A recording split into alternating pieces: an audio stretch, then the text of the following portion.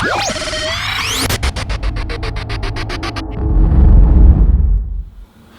what's happening? Coach Friday family here from Viper.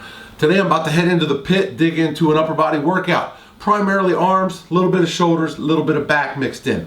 I like to hit each body part more frequently, so 2 times a week minimum, up to 3 or 4 times a week for the really small body parts. Today what you're going to see is a full session for arms and shoulders, so a lot of sets, 14 sets for bis, 14 for tris, 8 for shoulders, and then just 2 sets for back.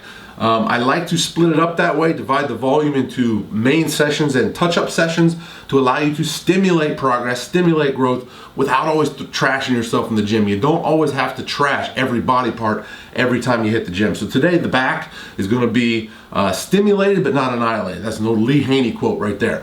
So we're going to get into the Viper Pit today. I'm going to show you a workout you can give a shot on your own, and I'll see you in just a minute. You can't possibly kick off Big Gun Friday without a set of thick grip dumbbell curls. The goal here is you want to initiate the movement with the biceps and not use momentum. Try not to swing on this one. The weight's fairly light here, 50-pound dumbbells, but I'm trying to get a good solid contraction in the top position there. Doing lots of sets, not a ton of reps on this. Next, we're moving into close grip banded push-ups with both the feet and the hands elevated. The close grip allows me to work my triceps a little bit better. The foot elevation allows for a greater recruitment position of the serratus anterior, which is a protractor and upward rotator of the shoulder.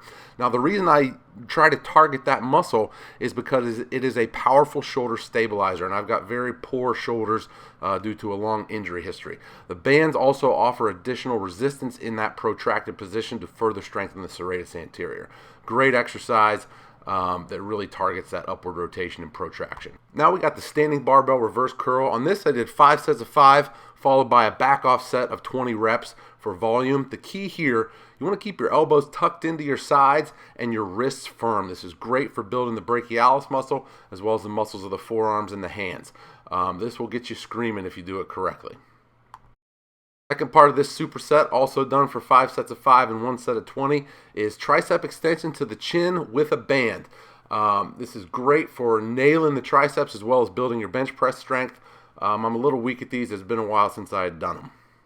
Now you can laugh at me. You can laugh at the pain face, the baby dumbbells, or the lack of range of motion here. Dumbbell lateral raise with internal rotation. This helps to build the medial and posterior deltoids. The internal rotation means you don't want to go too high up, which is why I'm cutting it kind of short there. I'm doing 8 sets of 8 with 30 seconds rest. Now this isn't part of the workout, but I just decided to do it. I wanted to get a little bit bigger range of motion, so I'm just doing a long duration squeeze with a larger range of motion with empty hands. I've got bad shoulders, so look at that pain face. It's embarrassing, but got to do what you got to do, right? And I still love to train, so I'm going to do what I can. Getting a little external rotation here, not really sure what I'm doing, but just having a little fun. Now, what good is a Big Gun Friday without a little more forearm work? So now I'm doing some behind the back barbell wrist curls, wrist flexion. I'm doing high repetitions, short rest. Sorry about the camera focus there. Not that there's much to see anyway. This is just an old school meathead lift designed to build your meat hooks and build your grip strength. So I'm going for the burn on this one, really trying to torch the forearms after I did the previous arm work and shoulder work. Now the last thing we got on the workout for today is a prone incline wide low pulley row with a squeeze in the contracted position.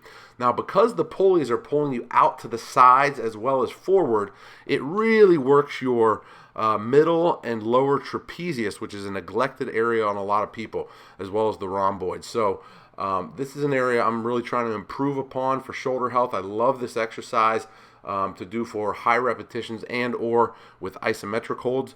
You also get to tie in the thoracic extensors on this one, which is fantastic. So the biggest key here is the width of the pulley, which allows for both the forward and the outward pull to allow the scapula to actually adduct together.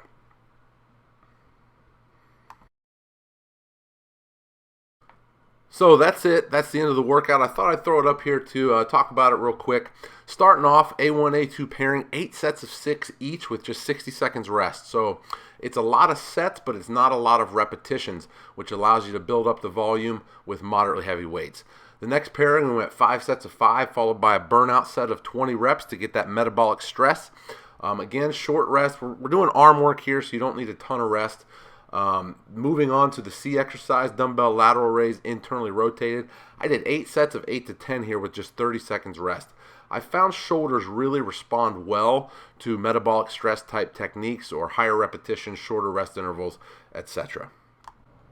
After the lateral raises and the shoulder work, we hit up some behind the back barbell wrist curls. Forearms are a muscle group that, yes, you can train them for strength, as I do sometimes, but a lot of times they're best suited for high repetition activity, hence the 4 sets of 15 to 30 with just 30 seconds rest.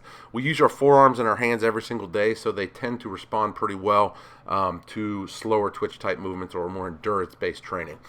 They can also be trained pretty frequently, so I like to do some type of forearm work or grip work at least 2 to 3 days a week.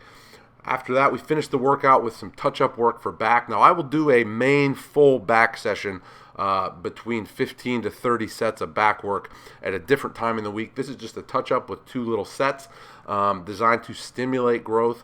But again, we're not annihilating the back. We're just stimulating that growth, getting another growth opportunity with the low pulley incline rows. So what will happen with this workout? How will it morph? How will it change?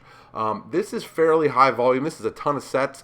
What this is going to progress to is more strength-based work with the same movement. So over the course of several weeks, several microcycles, I will eventually take the total number of sets way, way down, and the weight will go way, way up for a lot of these movements. I find personally I respond well by keeping the movements the same and starting with a crazy high volume, and then over time tapering down to heavier weights as the cycle goes along. So this was the first workout of a longer cycle of this type.